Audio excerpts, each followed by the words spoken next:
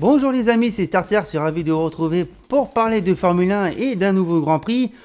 On entame la deuxième partie de la saison avec ce 12e rendez-vous, et c'est quand même pas n'importe lequel, c'est le Grand Prix de France sur le circuit du Castellet, 98e édition de ce Grand Prix dont le premier date de 1906.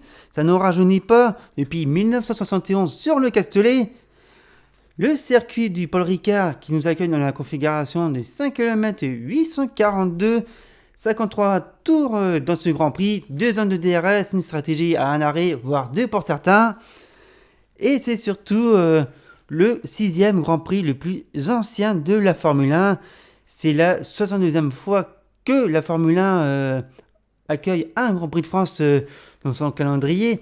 Pour vous dire les courses historiques qu'on connaît maintenant depuis 1950, on a quand même le Grand Prix de Grande-Bretagne et le Grand Prix d'Italie, présent depuis 1950 non-stop. Derrière, on retrouve le Grand Prix de Monaco avec 68 éditions en Formule 1, la Belgique qui va accueillir sa 67e édition, et l'Allemagne sa 64 édition de Formule 1 pour le Grand Prix d'Allemagne. Donc le Grand Prix de France 6e avec 62. Et on va quand même l'évoquer, c'est un Grand Prix qui est en danger, sa place est menacée déjà parce que le contrat qui lie le Grand Prix de France et la FOM est en fin de contrat. Et puis on va pas se mentir, c'est quand même le dernier Grand Prix au Paul Ricard avant bien longtemps. Apparemment c'est déjà acté en coulisses. Et d'ailleurs, ça me fait penser aussi à nos compatriotes belges qui, eux aussi, pourraient perdre leur Grand Prix à Francorchamps, ce qui est dommage. Bon, on va pas se mentir, pour revenir à ce qui concerne le Grand Prix de France, voilà. Il y a eu des couacs dans le passé, il y a encore eu cette année, mais malgré tout, ça s'est quand même bien amélioré niveau organisation, que ce soit pour le Grand Prix et aussi dans l'enceinte du circuit, avec des organisations pour le public, des concerts, des animations, une piscine, bien loin de la marina de Miami, mais bon, on va pas se mentir, c'est compliqué pour garder des courses historiques pour la Formule 1, et puis pour revenir sur le Grand Prix de France, il y a aussi beaucoup de problèmes en ce qui concerne, le plus gros bien sûr, c'est la situation géographique du Castellet, c'est dans les montagnes, les accès sont pas faciles, j'ai déjà évoqué, mais bon voilà, je vais pas revenir au-dessus. J'y connais les accès du Castellet, ils sont pas terribles, ils sont pas faits pour accueillir un Grand Prix de Formule 1, il faut le dire.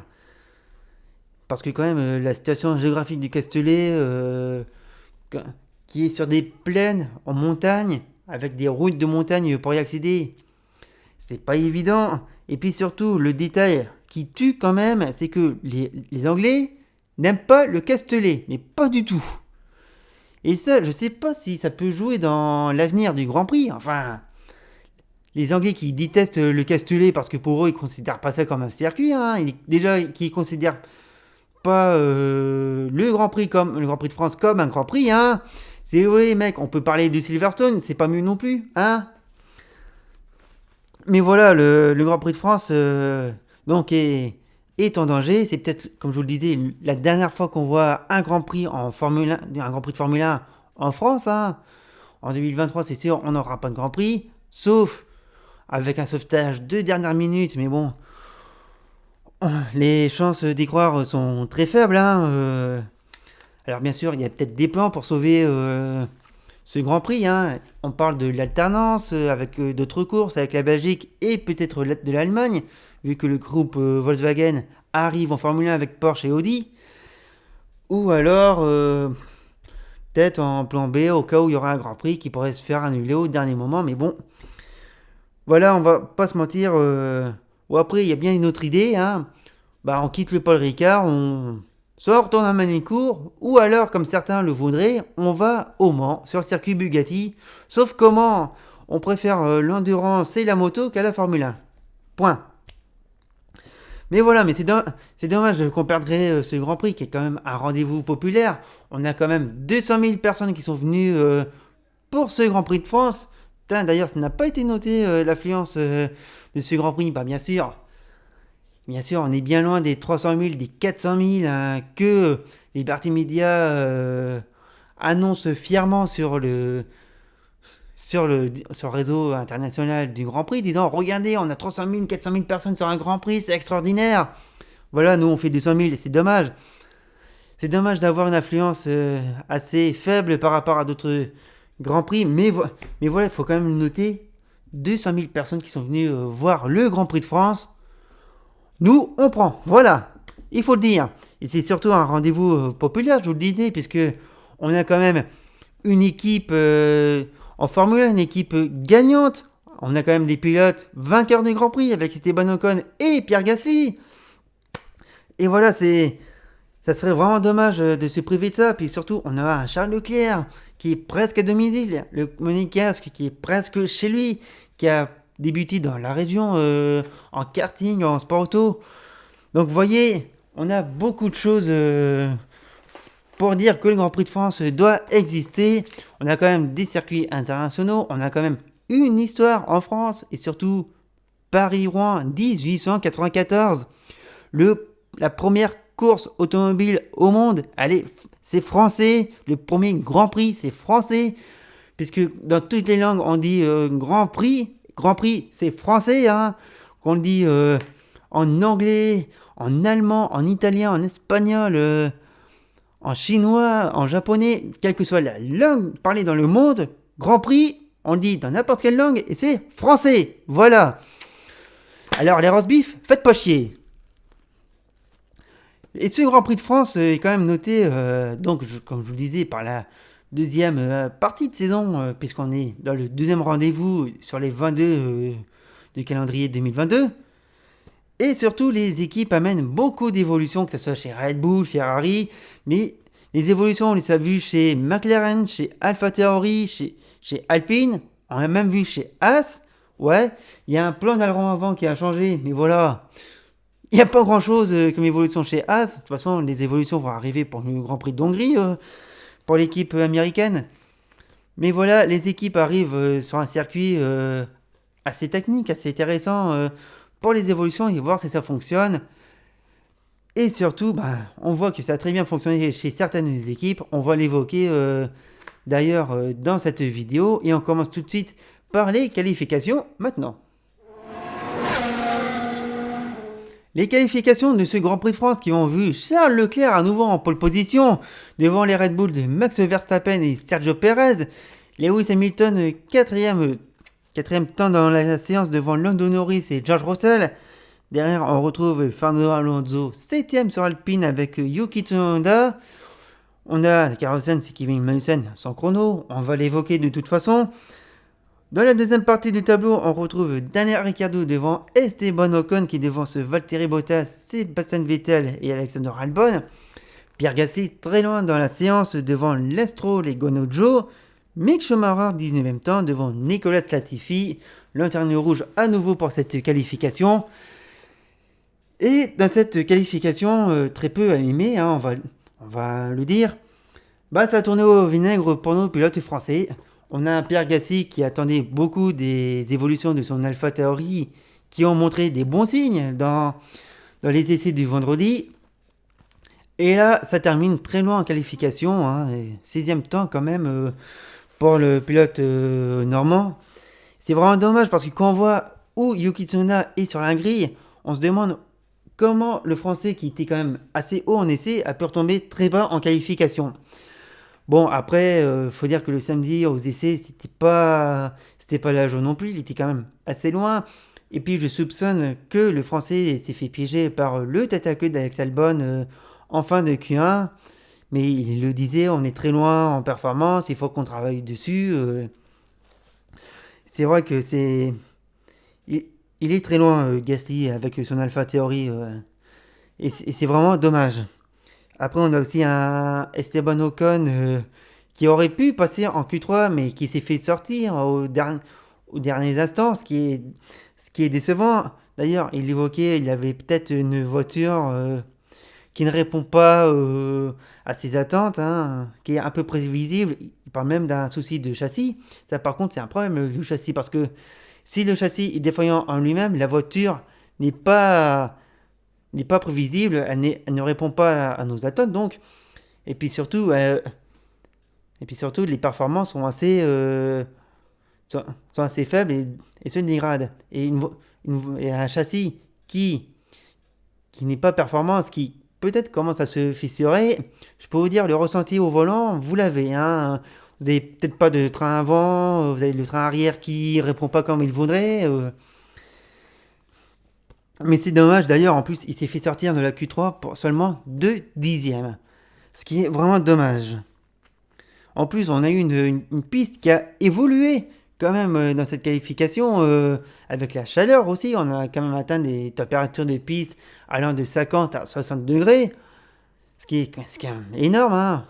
C'est pas comme si on avait des coups de chaud en ce moment sur la France. Mais voilà, c'est quand même à noter. Et puis surtout, on avait des chronos en baisse dans la deuxième partie de qualification avant qu'ils reprennent le dessus. C'est quand même à noter, je vous le dis, la piste évolue, elle peut évoluer dans le mauvais sens comme le bon.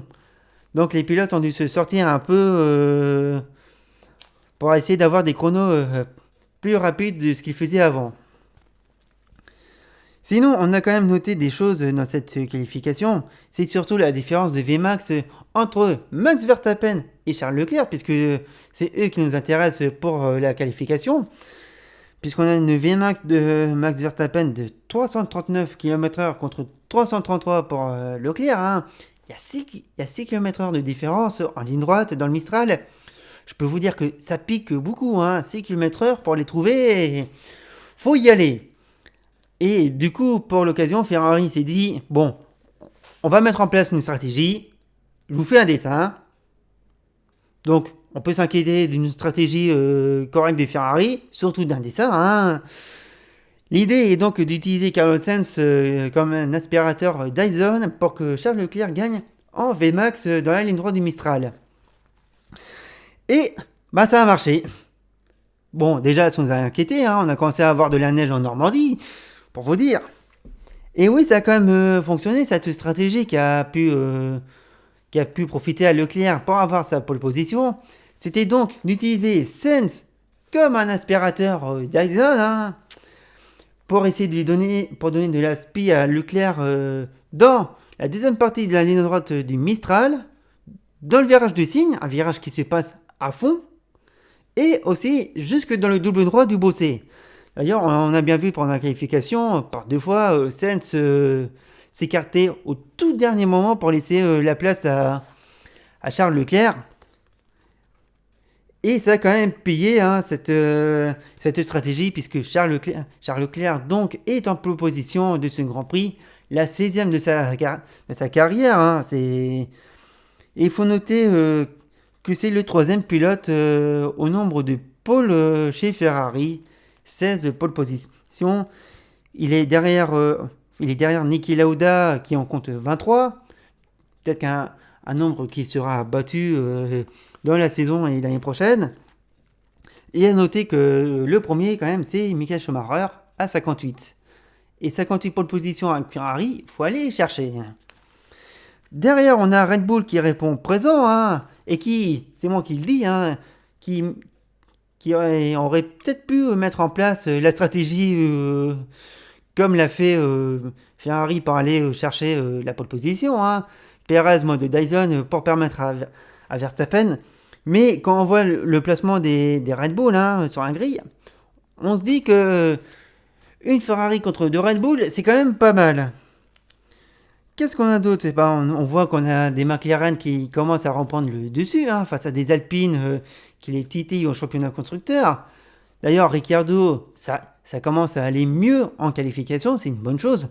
Bon, même s'il était 11e au chrono, c'est quand même pas mal. On voit quand même un Lando Norris 5e temps dans la qualification. On a aussi une grille qui est quand même assez mélangée hein, dans cette séance, des équipes assez distancées, hein, enfin des pilotes de la même équipe assez distancés. On a quand même les Mercedes qui sont bien regroupés, Hamilton 4e, Russell 6e. Mais c'est quand même pas mal cette qualification avec la grille qui s'affiche. Et bien sûr, on l'évoque, Carlos Sainz et Kevin Magnussen qui ont été condamnés dès le vendredi et même le samedi à la dernière ligne. Hein, changement d'éléments moteur sur leur voiture. Hein. Le, le moteur interne, et MGUK, MGUH, turbo et compagnie, tout ça. Et d'ailleurs, c'est vraiment dommage que Sainz ait eu ses pénalités parce que vu comment il a été performant en qualification et même dans ce Grand Prix, ça pique un peu. D'ailleurs, ce Grand Prix, on va l'évoquer après ce générique.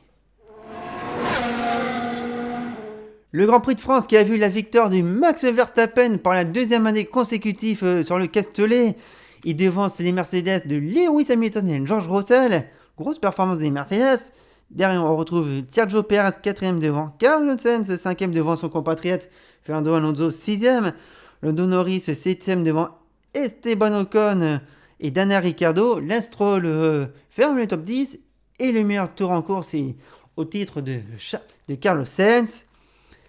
Et bien sûr, vous le voyez, bien sûr, oui, il en manque un. Et oui, il en manque un. Et pourtant, je peux vous dire que Charles Leclerc dominait ce Grand Prix de France dans ce début. C'était incroyable. Il arrivait à résister à la pression de Max Verstappen, qui a été quand même très long dans ce début de course. On va dire que le Hollandais était toujours à l'affût, en observation, savoir comment faire craquer son adversaire. Ouais. Bah, c'est son adversaire qui a craqué tout seul. Oh, la sortie de Leclerc, bordel. Le tête à queue dans le double droit du Bossé et qui va taper le mur de pneus. Bordel.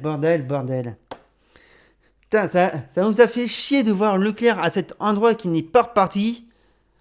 Et surtout, le cri de rage dans la radio. Putain, vous l'entendez, vous irez voir, si vous n'avez pas vu la sortie et entendre sa radio, on l'entendait respirer à fond, on entendait sa rage sortir jusqu'à un non, mais expressif. On aurait dit Dark Vador dans l'épisode 3, la revanche des Sith. Ah, franchement, c'est... Putain, on avait mal pour Leclerc. Et surtout, c'est son discours d'après-course qui dit... j'ai fait une erreur, c'est inadmissible. À ce tel niveau-là, je ne mérite pas d'être champion. Déjà, ça me fait mal au cœur de voir Leclerc d'être dur avec lui dans son propre discours. Et surtout d'être sorti comme ça. Et surtout, il y a un truc qui me fait chier. C'est comment il est sorti de la piste.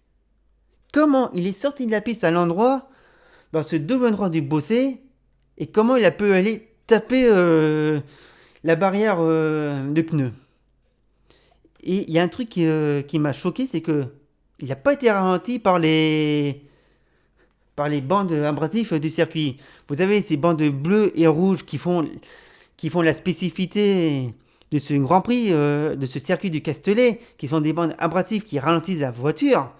Vous avez des lignes bleues qui vous freinent et les lignes rouges qui vous freinent encore au plus fort, qui sont encore plus abrasifs. Il n'a pas été freiné par ces bandes. Parce que là où il est sorti, malheureusement, où il a perdu le train arrière, c'est sur il a perdu ça sur un sponsor. Oui, le Aramco là qui fait tout le virage, c'est un sponsor. Et ça, c'est pas abrasif. C'est de la peinture. Et ça l'a pas freiné, Leclerc. Ça l'a pas freiné. Et ça, je l'ai remarqué vendredi, parce que aux essais, il y a Mick Schumacher, pareil, qui a décroché au même endroit que Leclerc, mais bien avant. Par contre, Schumacher, lui, il a été sauvé. Il a été sauvé par les bandes, il est carrément sorti avant le sponsor. Il a été freiné par les bandes, il a pu repartir sans problème. Alors que là, Leclerc, il est sorti là où on a le sponsor, ça l'a pas ralenti, et ben c'est sûr, les bandes de couleur n'ont pas fait leur travail à cause de ce putain de sponsor.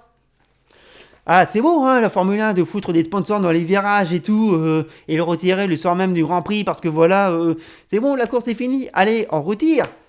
Mais ils auraient laissé la bande abrasive, je suis sûr que Leclerc pouvait repartir. J'en suis sûr. Mais c'est quand même incroyable. Bah déjà, c'est navrant de voir Leclerc partir à la faute tout seul. Il fait une faute inacceptable, comme il le dit lui-même. Mais après, il faut dire que derrière, il a reçu du soutien du paddock, de son coéquipier, de ses patrons et même de Red Bull. Oui, il a quand même reçu du soutien de Red Bull disant c'est c'est vraiment dommage qu'il fasse des erreurs comme ça. On a de la peine pour lui. Il a beau avoir du soutien. Bien sûr, il a besoin du soutien dans son équipe. Et après, il a du soutien de l'extérieur. Bon, ça fait plaisir. Mais attention, il faut aller lire dans les discours. Hein. Vous avez quand même du soutien artistique de la part de Red Bull. Et voilà, ça nous a fait chier quand même de voir Leclerc partir à la faute dans ce Grand Prix qu'il dominait et qui a tout simplement mis... Franchement, je vais pas vous mentir, j'avais bien envie d'accuser sur le coup Ferrari, mais malheureusement, c'est de la faute. La sortie de Leclerc, c'est de sa faute. Faut le dire, voilà. Une erreur bête des pilotages. Et du coup, la sortie de Leclerc nous permet d'avoir, enfin nous, nous propose d'avoir une safety car parce qu'il faut sortir la voiture de son endroit malheureusement. Et du coup, on a une vague d'arrêt au stand. Et ben Ferrari en profite pour arrêter Carlos Sainz. Et là, Ferrari est encore passé par des chèvres, décidément. L'arrêt de Sainz, non seulement est compliqué, et quand Sainz ressort, oh la vache, vous avez eu la Williams de Latifi qui arrive, vous avez Sainz qui sort, et la Williams, montée sur les freins. Et ben voilà, c'est un unsafe release pour Sainz à cause de son équipe. Et voilà, ça sent la pénalité. Et d'ailleurs, autre sujet dans ce Grand Prix qu'on a vraiment noté, c'est la grande remontada de Carlos Sainz qui était quand même incroyable. Il partit 19e Carlos Sainz avec ses pénalités pour remonter 5e. Et franchement, sa remontée a été gâchée par sa pénalité, son unsafe release. Et le pire, c'est que Carlos Sainz, il fait sa course et tout. Il a son ingénieur qui lui dit bon voilà, on va se prendre un stop and go. Et Sainz lui dit ça serait pas 5 secondes plutôt. Aïe aïe aïe. Mais n'empêche, la remontée de Sainz nous a quand même donné une course franchement qui était intéressante. Puis surtout, ses dépassements en course étaient incroyables. Et puis, hey, son dépassement sur George Russell au virage de Cygne, soudé. Oh putain que c'est beau. Il était beau son dépassement sur Russell. Incroyable. Tiens, Russell, tant qu'on en parle, lui aussi, il était en duel avec Sergio Perez. Ouais, il était en duel. Il a même essayé de faire une attaque suicide à un moment. Bon, c'est pas passé. Mais après, il a été aidé par la Virtual Safety Car déclenchée par Guan Yu Zhou. Et d'ailleurs, les Virtual Safety Car, il y a un truc qu'il faut noter. Bon, déjà, George Russell, il a été bien aidé par la fin de la Virtual Safety Car, qui a été relancée assez bizarrement. Dès qu'il a vu le vert, allez hop, je bouffe Perez, merci d'être venu. Et pour revenir à la Virtual Safety Car, il y a eu un bug informatique. Je vous jure que c'est vrai, ils l'ont dit eux-mêmes. La FIA a été victime d'un bug informatique sur la Virtual Safety Car.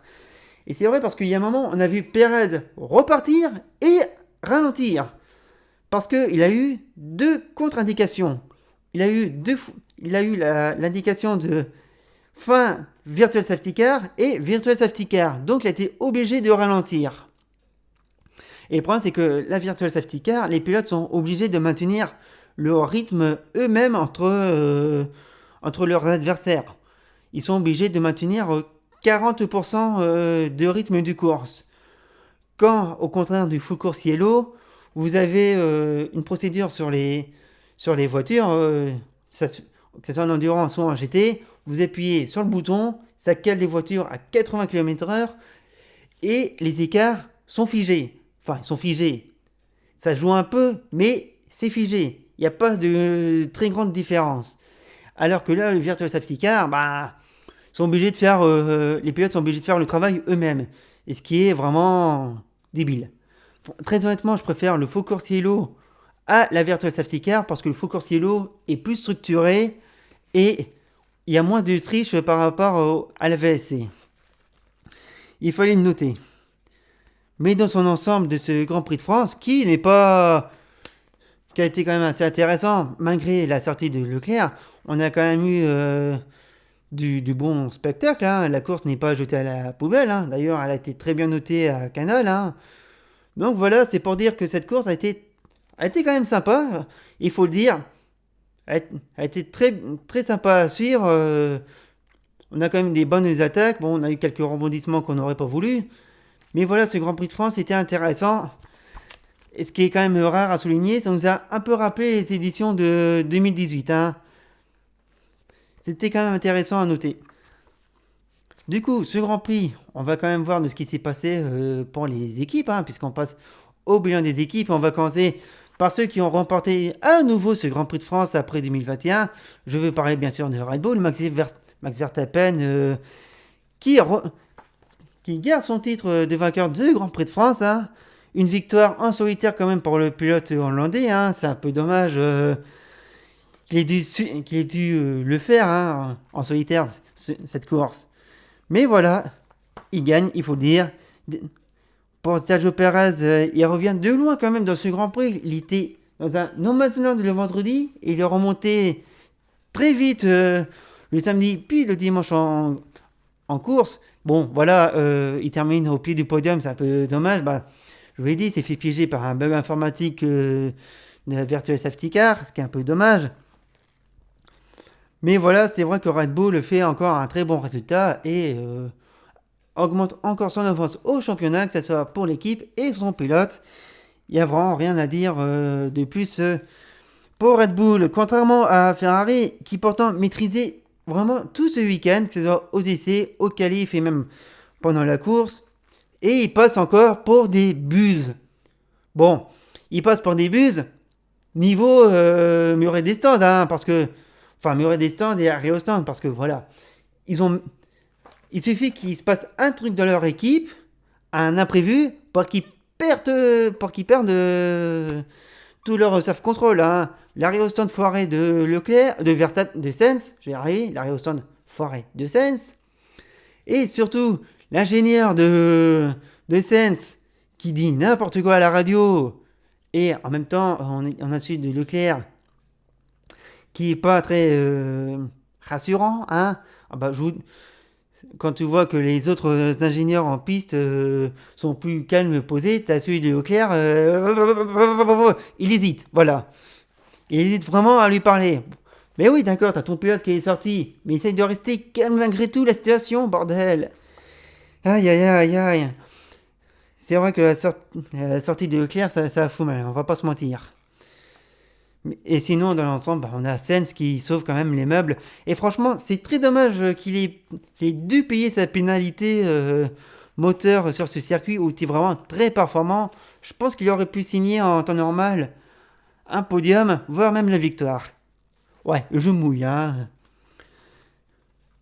On retrouve ceux qui profitent d'un double podium. Je veux parler de Mercedes, grand gagnant de ce week-end. Double podium, le premier dans la saison 2022. Et ouais, il faut quand même le souligner. Ça fait quand même plaisir de voir Lewis Hamilton deuxième et George Russell troisième. D'ailleurs, Lewis Hamilton 300e grand départ en Grand Prix en Formule 1 depuis le Grand Prix d'Australie 2007. Et ouais, 15 ans maintenant. D'ailleurs, Lewis Hamilton qui a des envies de victoire maintenant. D'ailleurs, il a dit en fin de course... Franchement, vu quand j'étais accueilli par le public sur tout le week-end, c'est incroyable et tout. Eh bah oui, on a un très bon public en France, il faut le dire. Au moins lui, il siffle pas. Franchement, Lewis Hamilton a quand même fait du très bon boulot, même si ça a été très loin de Verstappen. Et George Russell a été bien agressif aussi en course, hein, qui a quand même trouvé un podium à nouveau dans cette course. Et encore une fois, dans le top 5 d'un Grand Prix, hein, c'est à souligner. Allez, tiens, on va passer à Alpine, quatrième du championnat, avec un nouveau double arrivé dans les points pour l'équipe française. Ça fait plaisir, Cocorico. On a Esteban Ocon quand même qui revient de loin, mais j'ai quand même noté qu'il était très performant dans ce Grand Prix, qu'il avait une très bonne vitesse de pointe et surtout par rapport au McLaren bien rapide. Ça, c'était vraiment intéressant à souligner. Et puis on a aussi une course solide à noter pour Fernando Alonso, est cinquième au départ du Grand Prix. Franchement, très bien vu de la part de l'Espagnol. C'est quand même bien, on a une Alpine qui commence à fonctionner, qui commence à reprogresser, qui commence à monter en gamme au fur et à mesure. Et si ça continue comme ça, je pense que ça pourrait terminer encore plus haut à la régulière. Enfin, de là à aller chercher un podium, sur un malentendu. On va être franc. Derrière, on retrouve McLaren qui revient dans le match avec des évolutions qui semblent fonctionner, hein, puisqu'on a vu deux McLaren à nouveau dans les points et qui fonctionnent très bien, on va le dire. Il y a un peu de mieux pour Daniel Ricciardo qui commence à se rapprocher en performance de Lando Norris, hein, même si c'est encore loin dans les faits, mais il commence à se rapprocher en performance pure. Ça, c'est quand même intéressant pour le pilote australien. Ça va nous faire plaisir, ça. Et puis on a un Lando Norris peut-être discret, mais qui répond présent dans ce Grand Prix. Et ça, ça fait plaisir quand même. Et voyez là, je vous parle d'Alpine et de McLaren. Ça va être le duel annoncé pour cette deuxième partie de championnat, comme l'année dernière, tiens. Mais on va voir qui prendra le dessus à la fin de la saison. Et on espère que ce soit franchement. On continue ce bilan avec Alfa Romeo avec un week-end malheureusement décevant pour l'équipe italo-suisse, puisqu'on a un Valtteri Bottas très loin dans un Grand Prix qui aime bien d'habitude.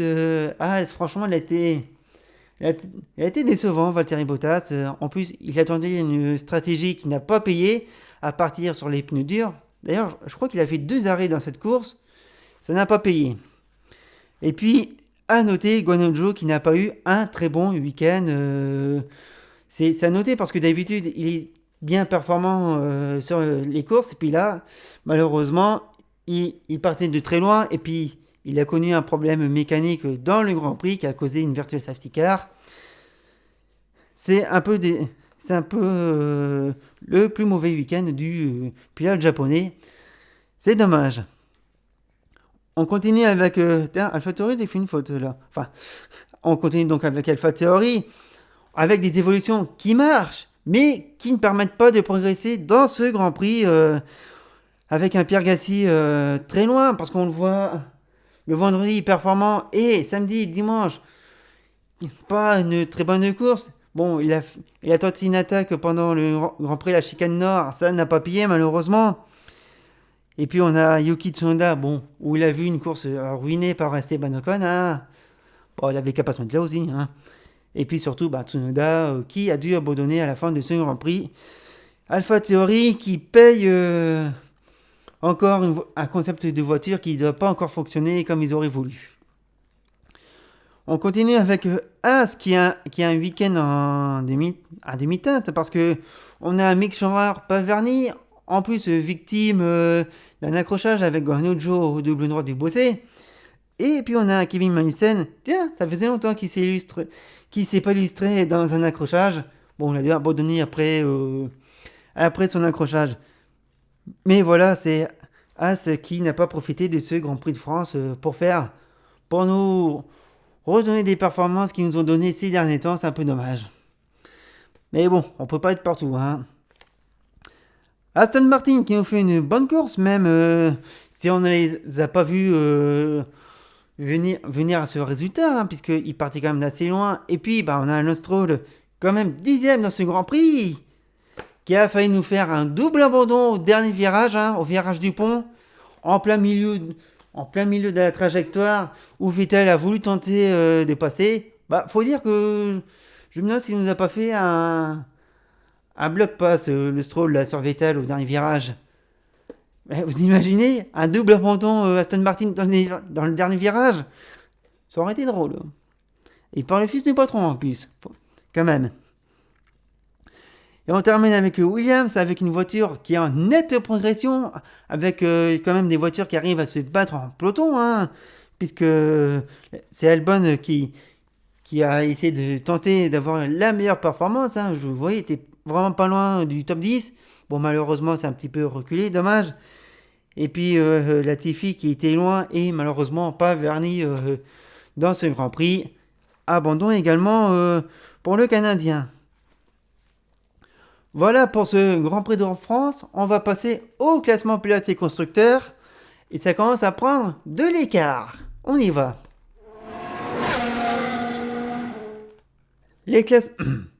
Les classements du championnat après ce 12e rendez-vous. Max Verstappen est toujours leader, 233 points. Charles Leclerc est à 170. Il accuse 63 points d'écart avec le leader du championnat contre 38 au sort du Grand Prix d'Autriche. Sergio Perez, 3e avec 163 points. Carlos Sainz, toujours 4e avec 144 points, rattrapé par George Russell qui en compte 143. Lewis Hamilton, 127 points devant Lando Norris qui en compte 70. Esteban Ocon, 8e avec 56 points devant Valtteri Bottas qui en compte toujours 46. Fernando Alonso, 10e avec 37 points. En deuxième partie du tableau, on retrouve Kevin Magnussen avec 22 points, toujours devant Daniel Ricciardo, Pierre Gasly, Sébastien Vettel. Mick Schumacher avec 12 points devant Yuki Tsunoda qui en compte 11. Wenojo toujours à 5 points. Lance Stroll progresse d'une position avec 4 points devant Alexander Albon qui en compte 3. Nicolas Latifi et Nico Hülkenberg sont toujours à 0. Et du côté des constructeurs, Red Bull s'envole avec 396 points contre 314 pour Ferrari. 82 points d'écart contre 53 points au sort du Grand Prix d'Autriche. Hein, c'est quand même à souligner. Derrière, on retrouve Mercedes avec 270 points, 44 points d'écart entre Ferrari et Mercedes. Ça se rapproche. Derrière la 4e place, et pour Alpine qui progresse 93 points contre 89 pour McLaren. Et derrière, pas de grande évolution pour les positions. Alfa Romeo toujours 6e avec 5e avec 51 points devant As qui en compte 34 pardon. On va y arriver. AlphaTauri 27 points devant Aston Martin qui compte 19 et Williams toujours bloqué à 3 points. Voilà pour ce Grand Prix sur lequel on va conclure cette vidéo. D'ailleurs, vous l'aurez vu tout au long de cette vidéo, il y avait ce logo des sapeurs-pompiers. Je voulais rendre hommage à nos soldats du feu qui, depuis ces derniers jours, ces dernières semaines, font face à des incendies violents dans toute la France, que ce soit en Gironde, dans le sud de la France, dans les Landes, aussi en Bretagne. Oui, ça m'a choqué de voir des incendies en Bretagne, sur les monts d'Arrée, qui est un endroit magnifique de la Bretagne. On a aussi d'autres feux qui se déclarent à Mulsanne, au Mans, la forêt aux abords du grand circuit des 24 heures du Mans qui a pris feu. Il y a aussi des feux ici en Normandie, en Picardie, dans mon pays. Voilà, je voulais rendre hommage à nos soldats du feu qui sont en train de combattre des incendies violents et dantesques qu'on n'a jamais vus de mémoire depuis ces dernières années. Et puis, je peux aussi penser à mon papa qui a été pendant une quinzaine d'années pompier volontaire avant d'arrêter ce poste. Voilà, j'avais aussi de lui rendre un peu hommage. Voilà, pendant une quinzaine d'années, il a été au soldat. Il a aussi sur des accidents, sur des incendies assez impressionnants. Voilà, je voulais rendre hommage à tous nos soldats du feu, les sapeurs-pompiers de Paris qui interviennent jour et nuit sur des événements assez compliqués. Et puis en même temps, rendre hommage aussi à nos forces de l'ordre, la gendarmerie, la police, voilà, à ces personnes, ces hommes, ces femmes qui combattent tout ce qui se passe en ce moment dans notre pays. voilà, je vais leur dire du fond du cœur, merci à vous, parce que voilà. Et bien sûr, on va revenir un peu sur un truc un peu plus proche de la chaîne pour le prochain Grand Prix qui sera le week-end qui arrive. Ça sera le Grand Prix de Hongrie, un Grand Prix sur lequel je ne reviendrai pas exceptionnellement puisque je prends mes congés, voilà. Exceptionnellement, je prends mes congés, mais il est peut-être possible que je vous fasse quelques pastilles sur le compte Twitter de Starter, hein, une petite surprise, vous verrez bien. En attendant, merci à vous d'avoir suivi cette vidéo jusqu'au bout. N'hésitez pas à commenter, à partager cette vidéo. Merci à vous, encore une fois, bravo, et à bientôt.